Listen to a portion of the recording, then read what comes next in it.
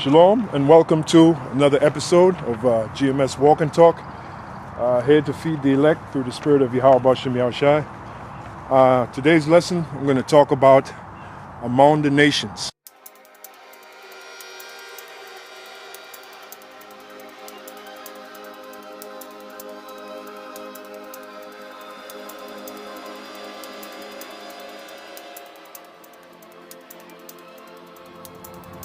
Yeah, this lesson is to explain that the nation of Israel, by the Most High Yahweh Bashem Yahushai, would be scattered among all the nations. And that's a sign of the Lord taking away our power as a nation. The fact that we were scattered among those nations.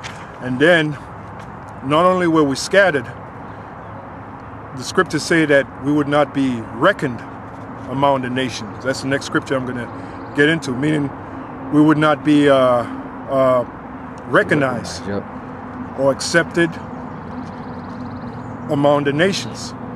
All right? So no matter how good we are in whatever endeavor we do, in whatever field we do, you know, you that's of the tribes, beginning with the tribe of Judah all the way down to the tribe of Issachar, you wouldn't be accepted by those other nations. You wouldn't even be recognized, really, for what you've done by those other nations. And that's part of that curse. You know, us being scattered is a curse, and us not being recognized by those other nations compounds the curse. Yeah, that's right. You know, I'm looking for the right word to say compounds the curse, adds to the curse. All right, so let's take a look at the book of Numbers, see what it says.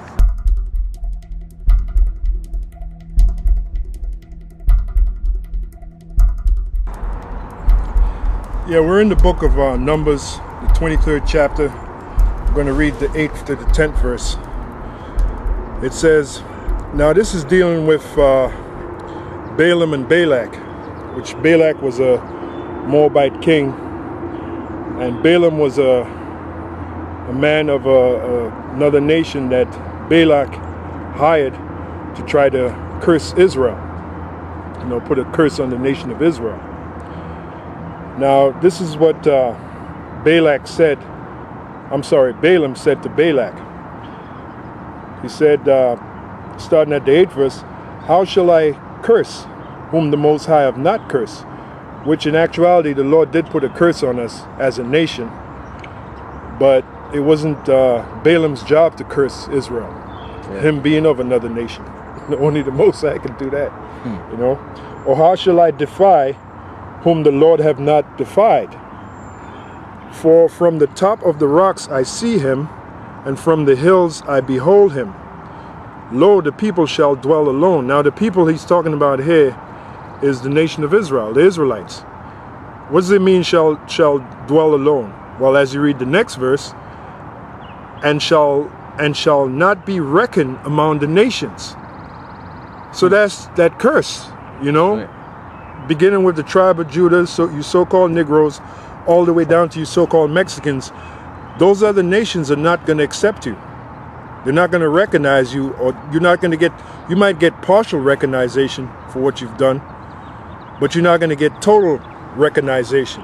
Right. Like, case in point, most of the major inventions of today was invented by the so-called black man. Yep. Does he get credit for it? Nope. No, he doesn't. The white traffic man light, gets credit. exactly. You could expound on Yeah, it. the white man gets the credit for it, you know. So Jake doesn't get the credit. Why? Because that's part of the curses. And that's what I'm reading here. It says, now this is what Balaam said to Balak. It says, from the top of the rocks I see him, and from the hills I behold him. Lo, the people shall dwell alone, and shall not be reckoned among the nations. And you really feel that you're alone when you go in a room filled with the other nations. And especially you so-called Negroes, the way they look at you. They give you that look. All right? Hey, that's part of those curses, man. That's right. You know? And besides, we're not supposed to be accepted by those other nations. You know why? Because we're over those other nations. We're greater than those other nations, even though we were scattered among them. That's right. See, us being scattered among them was that curse that took away our power. like I was saying to Elder Ramlab, if you look at the hand, right? If you slap somebody, that's power. You know, some people can get hurt by a slap, but your fingers are all apart when you slap someone. But put your fingers together and form a fist and hit someone.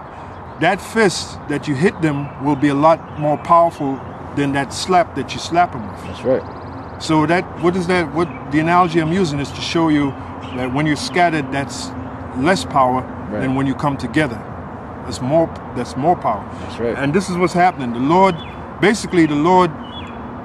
is sending his word among the other nations to gather, as we'll see in this lesson, to gather the elect, beginning with the elect first of the nation of Israel that has scattered among the other nations.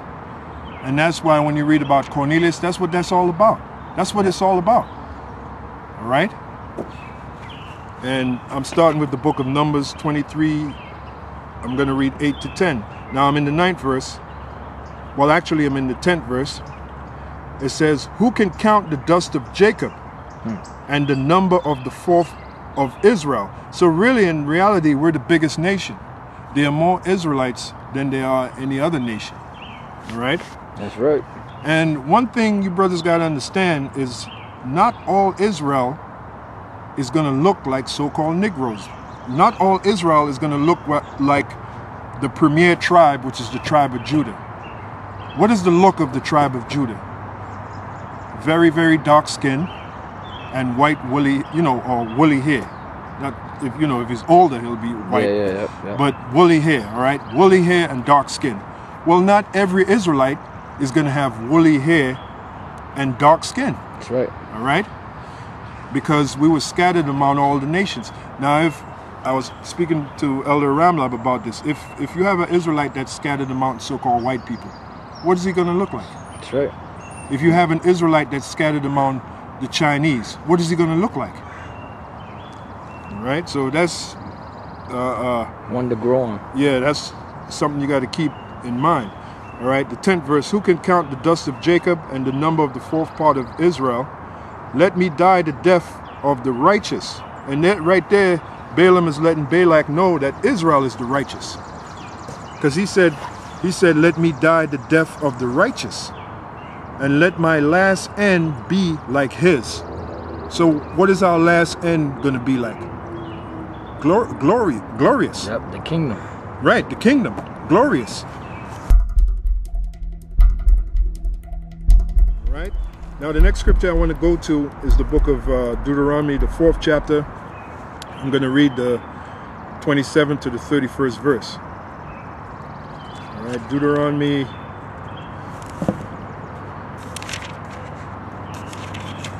4 and 27 to 31.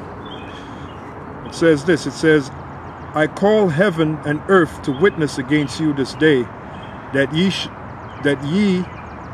shall soon utterly perish from off the land. It's talking about our Israel, the nation of Israel, which did happen to us. We're not in our land right now. So we have perished from off the land. 70 AD was the turning point. After 70 AD, you had something called the diaspora, which another word for diaspora is what? Scattered. So we were scattered off our land. Now who has our land now? The so-called Jews, which is of the nation of Edom. Them Arabs. And the so-called Arabs, which is of the nation of Ishmael, the Ishmaelites. So the Ishmaelites and the Edomites now have our land. All right, and they're both fighting over our land. All right, that ye shall soon utterly perish from off the land, whereunto ye go over Jordan to possess it. Ye shall not prolong your days upon it, but shall utterly be destroyed. Now, another word for destroyed is destructure. That's right. All My right? people are destroyed for lack of knowledge. Destructure. In other words, the structure we once had is destroyed. Right. It has been destructured. Right. Right. So when you scatter people, essentially they're destroyed. Right. That people is destroyed. That's why we tell you about words, you know. Yeah, because if you have a building is all put together, but if you take that building apart, It's destroyed. it's destroyed. Right. Destructured. All right? That's right. And the Lord shall scatter you among the nations. Boom. See? This is the 27th verse in Deuteronomy, the 4th chapter, the 27th verse. And the Lord shall scatter you among the nations, and ye shall be left few in number among the heathen. Another word for the nations. Whither the Lord shall lead you. All right? Right, and that's where knowing the difference between what heathen or what Gentile is talking about comes into play. Right. Because if you don't know what it's talking about, you're going to think that every time it says heathen or Gentile, it's talking about the other nations. That's right. And that's what the epistles of Paul was all about. And then you got, like Peter said about Paul in 2 Peter, the 3rd chapter, the 16th verse, you got a lot of unlearned morons that don't understand what Paul was saying in those epistles. That's right. And don't understand who he was talking to. Paul was talking to in those epistles. That's right. All right? Like it says, they're unstable and they rest to their own destruction. Talking about those guys, you know? Yep. Reading on, it says, and the Lord shall scatter you among the nations, and ye shall be left few in number among the heathen, meaning the other nations, whither the Lord shall lead you. Like a good example is Cornelius. He was scattered among the nations. Yep. All right? And not only Cornelius, but his household also. That's why when Peter went to him, Peter had said that, well, let me see. Let me go to Acts. You shall hear words whereby you and your household shall be saved. Household shall be saved. That's right. All right. And I'll be that, because that was, see, when you understand the scriptures correctly, that was the beginning of the Lord bringing back the Israelite foreigners. That was the very beginning of it. And that's why in camp we went through the word or the definition of Cornelius, because we always talk about Norman Oman. And Cornelius, the name Cornelius means seed, coming from the word kernel, which means seed. It was Elder Tar brought that out, because the scholars will tell you, the so-called scholars will tell you that the word Cornelius means horn. No, the word Cornelius means seed. Now everything starts with a seed. The seed germinates, then it grows into a tree. So Cornelius was what? He was the premier guy to get the truth and to push. And I'm sure when he got the truth, he did right with it. He went out and taught as many as he could of Israelite foreigners. He went out and taught them about what he learned from Peter. That's right. Right? I don't know if you want to add to that. Yeah, no, because that's true. Because it said that he was a devout man, and he was of good report among the Jews. Because even the Jews were looking at him sideways. You know? Yeah, that's right. Now somebody that don't understand, they'll read that and they'll think that it's talking about that Cornelius was of another nation.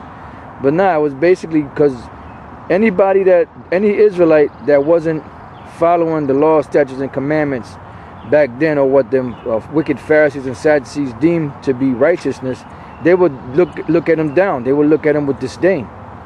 You know? Yeah, that's right. So, you know, the bottom line is that was the beginning of Israel, the Israelite foreigners coming back to the fold through Cornelius. That's right. Yeah, I found the scriptures actually in Acts, the 11th chapter, and it beginning at the 13th verse. It says, and he showed us how he had seen an angel in his house, who stood and said unto him, send men to Joppa, and call for Simon, whose surname is Peter, who shall tell thee words whereby thou and all thy house shall be saved. And I was talking about Cornelius, all right? Not just Cornelius, but his house also shall be saved. Saved from what? The destruction. So Cornelius is back, and the same household that was back there of Cornelius, they're back now. And they're gonna receive that same word that's gonna save them from the coming destruction. Which the word is only given to who? Israel. The nation of Israel. All right? So going back to Deuteronomy 4 and 20, now I'm in 28 now. It says, and there, wherever you Israelites were scattered, ye shall serve gods, the work of men's hands, wood and stone. Now the main so-called God you Israelites are worshiping now, being that we were scattered among the Edomites, is Caesar Borgia. That's right. All right? Back then, when the Israelites were scattered among the Babylonians, what God were they worshiping? Or so-called gods. Right, the Babylonian gods. Right? And there ye shall serve gods, the work of men's hands, wood and stone, which neither see, nor hear, nor eat, nor smell.